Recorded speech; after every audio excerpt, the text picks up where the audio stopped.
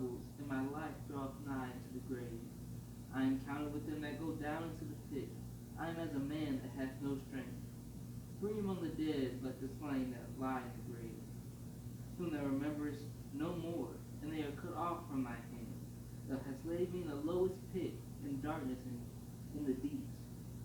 Thy wrath lieth hard upon me, and thou hast afflicted me with all thy ways, Selah. Thou hast put away my acquaintance far from me. Thou hast made me an abomination unto them. I am shut up, I cannot come forth. Mine eye mourneth by reason of affliction. Lord, I have called daily upon thee. I have stretched out mine hands unto thee. Wilt thou show wonders to the dead? Shall the dead arise and praise thee, Selah? Shall thy loving kindness be declared in the grave, or thy faithfulness in destruction?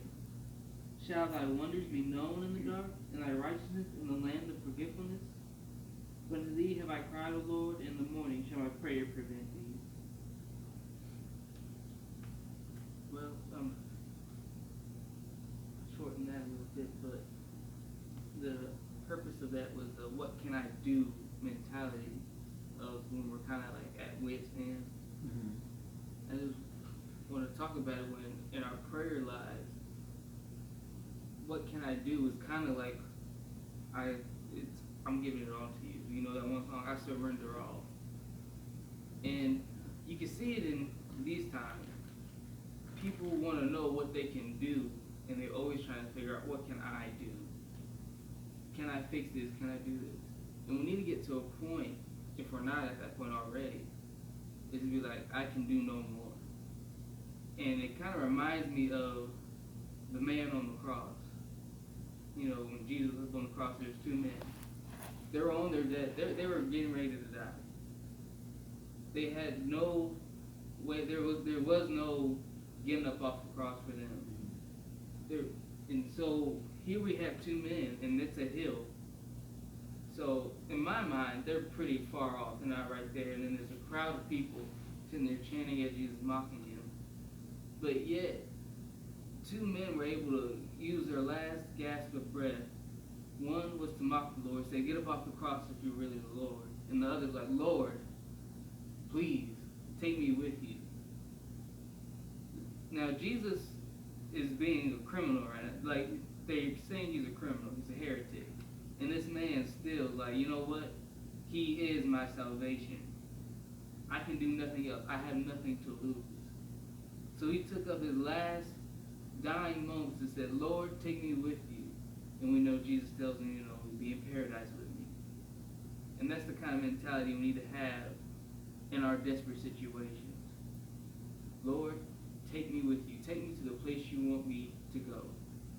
I have nothing else I can do. I cannot be better in my own circumstances. I can't make myself better anymore. And you see it time and time again. And for another example, the old woman. Or the woman with blood. I don't want to say the old woman. But the woman with the issue of blood. She could have easily been like, you know what? She tried it. All her own self, you know, getting the doctor and all that stuff. She said, you know what can I do? I have nothing to lose at this point. I'm going to push through this crowd. Not for my glory, but because if I don't, I'll die. This is all I can do. The apostles in the storm.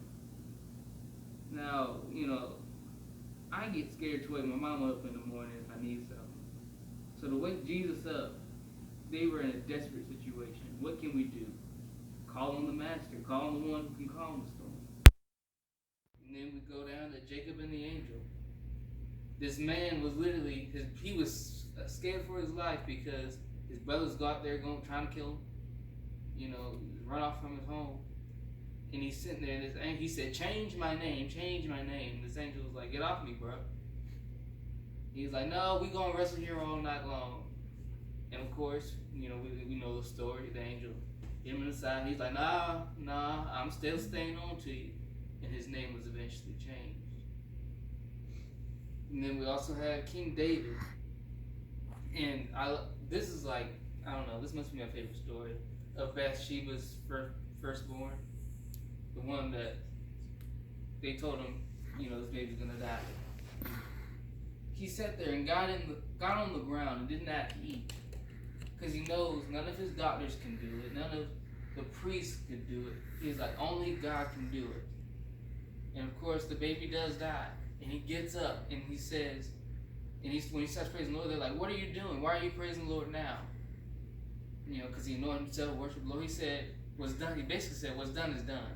What can I do?" Right.